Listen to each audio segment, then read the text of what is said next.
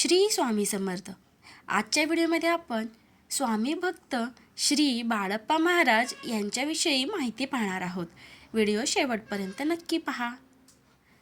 श्री बाळप्पा महाराज हे अक्कलकोटचे स्वामी समर्थांचे अत्यंत निस्सीम आणि प्रमुख शिष्यांपैकी एक होते. मूळचे कर्नाटकातील ब्राह्मण व सावकार असलेले बाळप्पा संसारात विरक्ती आल्यानंतर अक्कलकोटला स्वामींच्या चरणी रुजू झाले. त्यांनी अक्कलकोटमध्ये स्वजागेवर बाळप्पा महाराज मठ स्थापन केला, जिथे स्वामी समर्थांच्या पादुका आणि पलंग आजही आहेत. बाळप्पा महाराज जेव्हा अक्कलकोटी पोहोचले, त्यांची खात्री झाली दिगंबर अवस्थेतील जे सत्पुरुष त्यांना स्वप्नदृष्टांत देत होते तेच स्वामीच. जीवाशिवाची भेट झाली.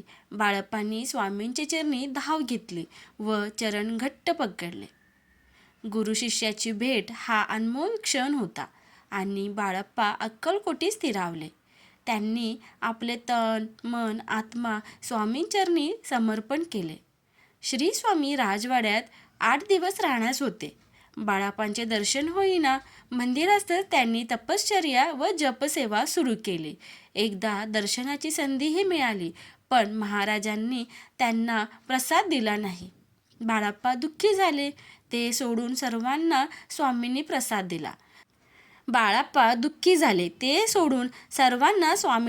दिला. नंतर त्यांना समजले स्वामींना जे जावेत असे वाटत त्यांना ते प्रसाद देऊन बोलावीत असत.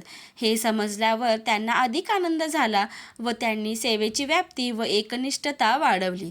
त्यांना आनंद वाटे की दत्तावतारी स्वामींची सेवा करण्याची संधी मिळत आहे. एकदा फुले तोडताना काटा बोटाला टोचला, हातात जखम झाली, त्यात पाणी झाले व हात सुजला. स्वामींच्या सेवेत अंतर पडत असल्याने त्यांनी स्वामींना दुखण्याबाबत विनंती केली. स्वामींनी गोमूत्र लावण्यास सांगितले. त्यांनी ताबडतोब फरक पडला. वेदना कमी झाल्या व बाळप्पा महाराज स्वामींच्या सेवेत रुजू झाले.